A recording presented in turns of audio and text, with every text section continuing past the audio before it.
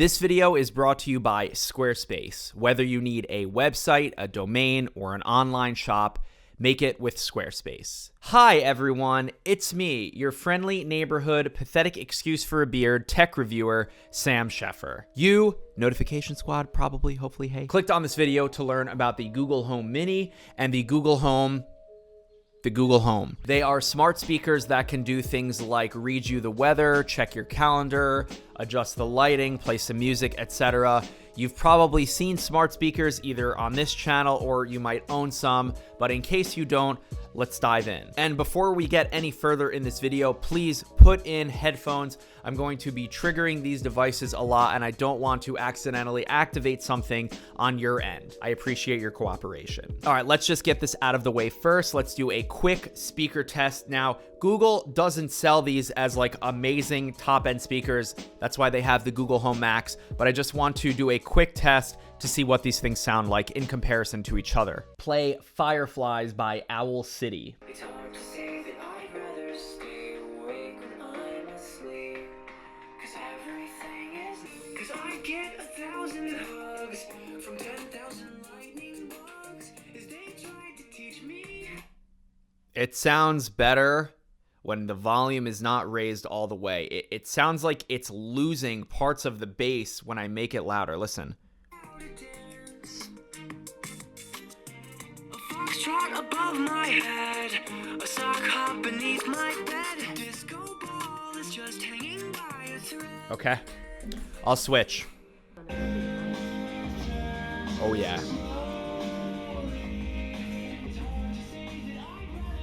Much more full, much better sounding.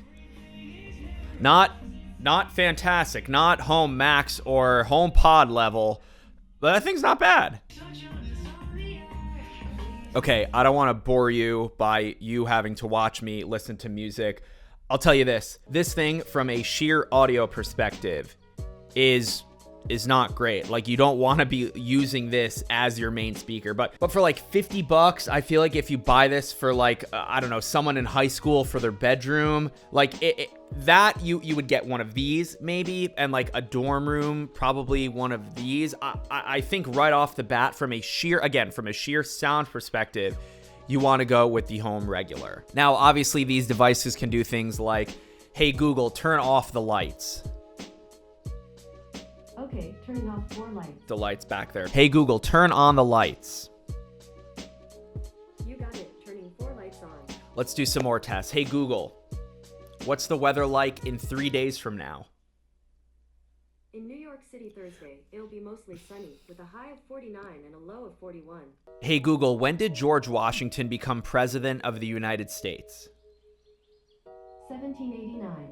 Hey Google, how old are you?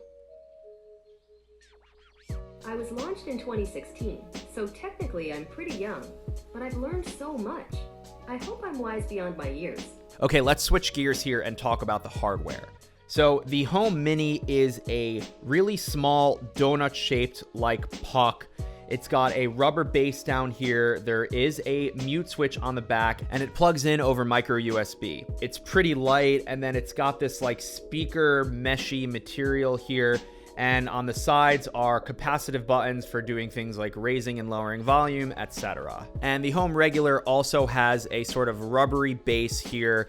I don't know if these things will stay on your table, just look out for that. It's got a mute button on the back there, but unlike the Home Mini, you can quickly lower and raise the volume by kind of just like sliding here, whereas on the Mini, you have to tap the sides. You can activate Google by pressing and holding up here, and you see the LEDs turn on, or at least I think they're LEDs, and on the Home Mini, they're just white. Now let's unplug this here so I can show you the Home Regular. You can see the internals, you can switch bases. Google sells them on their website, I'll link them below. This is magnetic, which is nice, and then you can see the Home Regular kind of has like a singular directional firing speaker system. It shoots out forward, whereas the Home Mini, this puck-like shape, will fire upwards. So at these price points, it's pretty easy to recommend either of these devices. The Home Mini is only $50. The Home Regular costs $130, but I've seen both of them on sale. Links will be in the description. I think you could get 2 of these for like $180, And you can get 2 of these for $80, so you're saving a ton of money. But are they worth spending the money on? Let me ask you a few questions. How embedded are you in the Google ecosystem? Do you use Google Drive? Do you use Gmail? Do you use Google Calendar? Do you use Google Play Music? Do you have an Android phone? These both work with iOS just fine. The Google Home app is fantastic, but I think the more involved you are with Google and its services, the more these devices make sense. I wouldn't recommend buying this to replace a speaker or as like a standalone speaker in your room. There are way better devices out there. Like I said before, the Max and the HomePod. But if you're looking for something that when you wake up in the morning, you can ask it what the weather is, what your commute is like, what's on your calendar for that day, these devices are very good options. And of course, they're going to get better with time. As they learn more and more, the software gets better. Google updates them all the time. But it's hard to say when Google is going to announce the Google Home 2 and the Google Home Mini 2.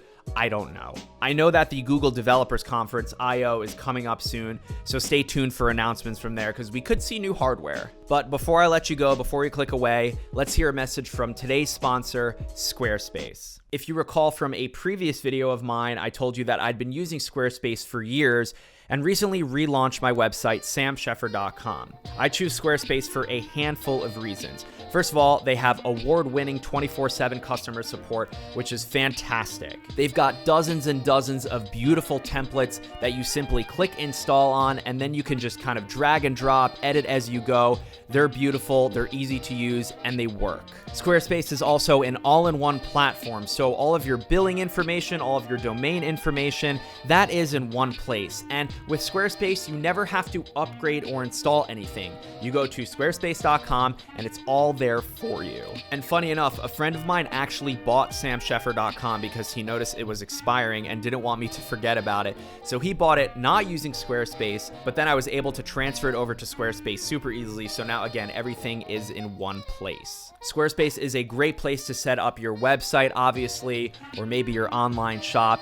It is 2018 and you should probably have a website. Head to squarespace.com for a free trial, and when you're ready to launch, go to squarespace.com/samsheffer for 10% off of your first purchase of a domain or website. So do me and Squarespace a favor, check them out. They'll be linked right in the description. They support me, they support the channel, and I'd really appreciate if you checked them out. Ladies and gentlemen, that is it from me. Google Home Mini, Google Home Regular. If I had to pick, I would say go with the Google Home Regular.